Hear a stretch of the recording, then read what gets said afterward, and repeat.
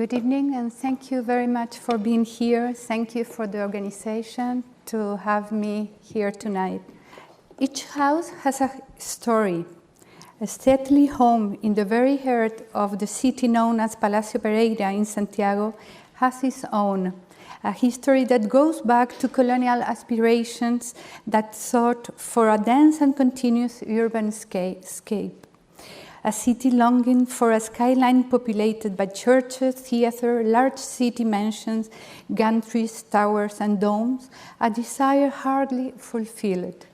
The city plan of Santiago, drawn by Alonso Valle in 1646, portrayed the urban image, a future that never arrived.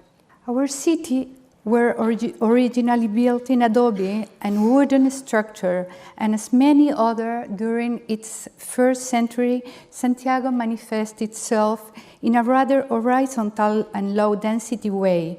Our palace, as if we can say that they really existed, were merely images. Continuous facade, concealed orchard, sheds, courtyard, and mud brick wall as shown in this beautiful wash done in the late 20s by Boris Grigoriev during his stay in Chile. Periodic earthquakes happen, and even well into the 20th century, the fragile fabric of Santiago had to be periodically rebuilt. These sequences of enforced rebuilding and renovation contributed to the creation of a collective mood that is prone to displacement, abandonment, and decay, a fascination for the new and an ambiguous feeling toward loss that is characteristic of our culture, one that involves nostalgia for what has been lost, but at the same time embraces detachment. In 1872, the senator and businessman Mr. Luis Pereira commissioned to the French architect Lucien Hénault the design for an urban mansion for his family. At that time, Santiago was in the process of rapid modernization, the need to build the identity of a republic that was at the verge of the founding centenary, promote a series of major work in the city. Lucien Ambroise Hénault was one of the European professionals brought to the country by the Chilean government to design emblematic work for the new republican institution. Educated under the wing of Jean-Nicolas Louis-Durand, Henri Labrouste, and Eugène Viollet-le-Duc, captain of French structural and planimetric rationalism, Hénault arrived in Chile in 1856. In parallel with his public works, Hénault forged links with the local elite and accepted some private commissions, such as the residence of Mr. Pereira and his family. He developed a building of neoclassical composition using iconic and Corinthian order, having two levels in its main front. Keeping with the continuous facade typical of the foundational center of Santiago, the building sits in the plot following local tradition. However, typological, it incorporated new uses, distributive system addressing a more intricate and complex stratification of social relation, whereas in the same time it provides a proper theatrical backdrop to the everyday life of the 19th century local elite. A transept constitutes the major feature of the plan, being the element that organizes and orientates the most significant space in the ground floor, ending in a courtyard that occupied the back of the property and separated the services areas from those used by the family. This space acted as a sort of interior street, as a place of circulation, encounters, and representation. Hénault treated the surface of its wall as public facade, using opening, reliefs, and ornament to create a sense of rhythm and the feeling of an urban scenario.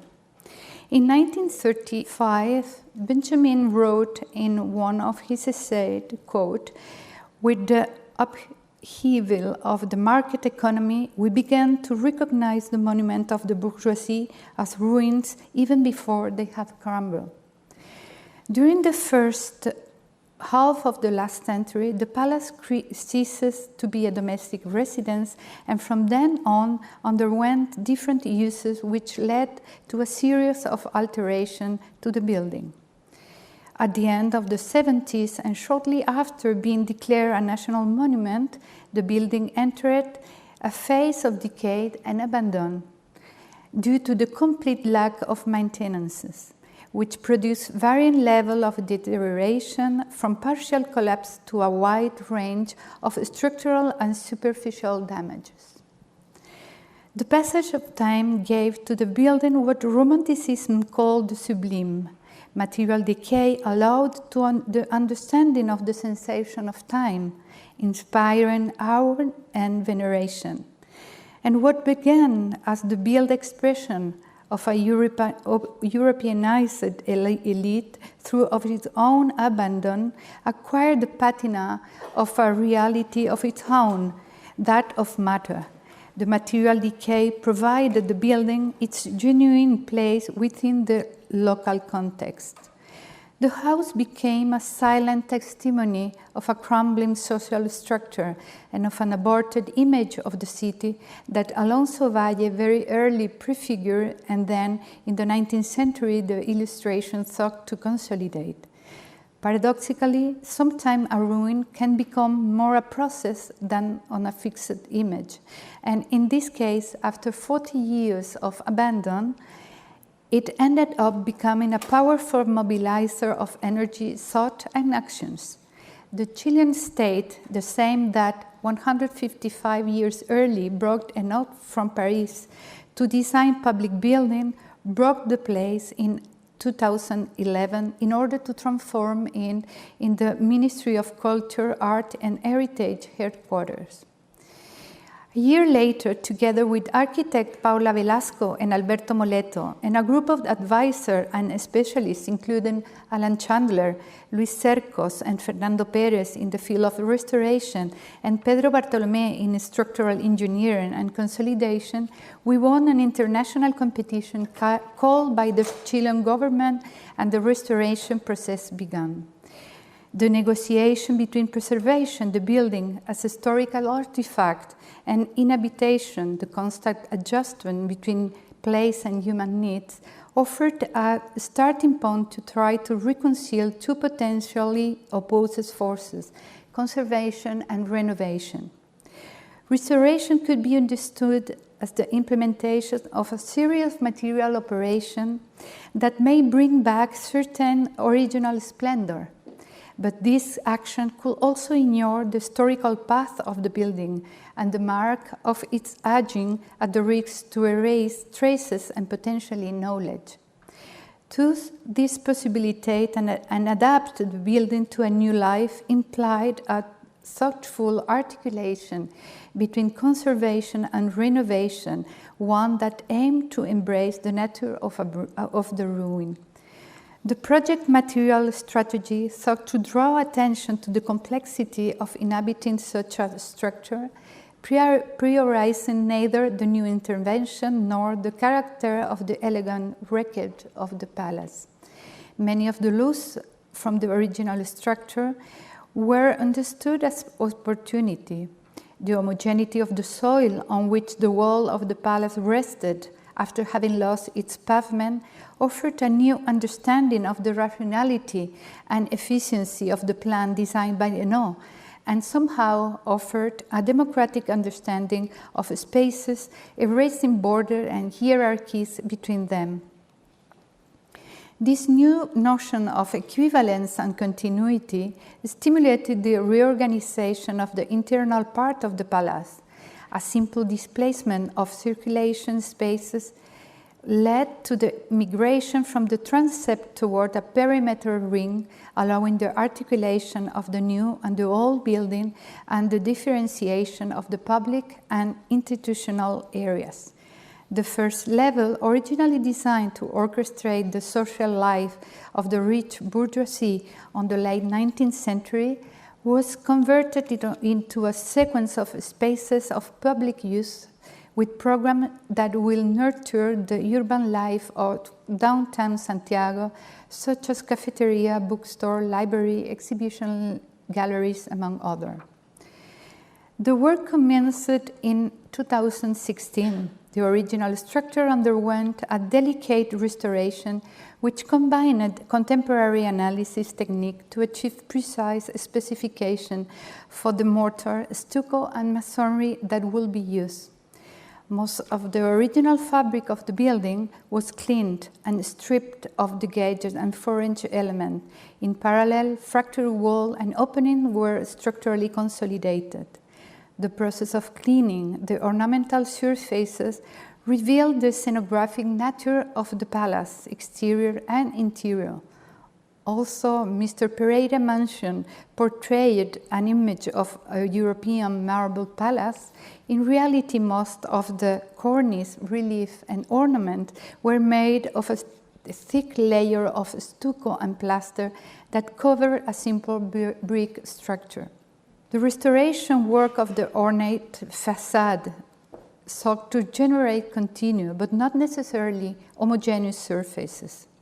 The restoration strategy of the original surfaces sought that the different time of the palace cohabit and somehow its ancient condition of the ruin could be revealed in a subtle way, while seeking to recover the integrity of the surfaces and the spaces. Other existing conditions were seen as an opportunity and was seized upon by the project. Given the collapse of original mezzanine in many areas of the building, the project chose to celebrate the condition that existed therein. At the time of starting the restoration, there be leaving the fabric of the building exposed and in full height without rebuilding ceiling or covering surfaces. In this room, 15 meters high, 2 contemporary and sculptural bronze-clad helical stairs have been introduced to connect the internal circulation of the ministry with the government offices in the second level. In other rooms, such as for the Heritage Council and Minister 1, the walls were completed as they were once with lime stucco. And we reinterpreted the three-dimensionality of the ornamented original ceiling with that silkscreen work on an aspen board done with a pattern design in 1817 by William Morris. Another example is what was decided to conserve, protect, and consolidate the remains of an original lost wall, and so we did, with its foundation that had become entombed in the new building. The project considered a new structure to complete the original building footprint and accommodate the various ministry offices. The vacant area, resulting from previous demolition and partial collapses, was filled with a three-dimensional homogeneous grid of concrete pillar and beam 25 by 25 centimeters at a distance of 1.59 meters from each other. The core of this area remained free in order to rebuild the original courtyard typology, creating a space capable to link all surrounding functions. The courtyard, porous and permeable to natural light, celebrates the simultaneity, coexistence, and overlapping of different periods and historical times.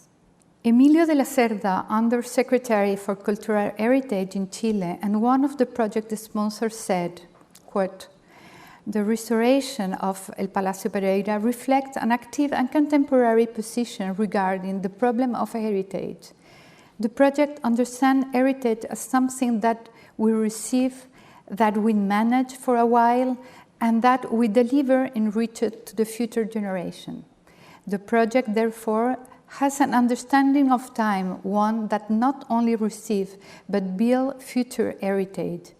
To do that, there is no other way than a determined commitment to quality within the time in which we live, and with the conviction that the development of complex society puts more variables at stake than purely economic one, with heritage being an element and indeed an integral part of the development. This sounds quite obvious for all of us, but it has not been at all in the case of Chile, which in a context of successive geological, economic and political crises, as said before, has almost opted for a displacement and abandonment. The physical rescue operation of this monument that lie abandoned and the decision to resignify the setting and surrounding, moving up from the private sphere to the elite, to that of a public and democratic sphere that now seeks to claim it, represent an attempt to give a very new opportunity to the monument of the bourgeoisie that, as Benjamin said, even before they collapsed, were already in ruin. Thank you so much.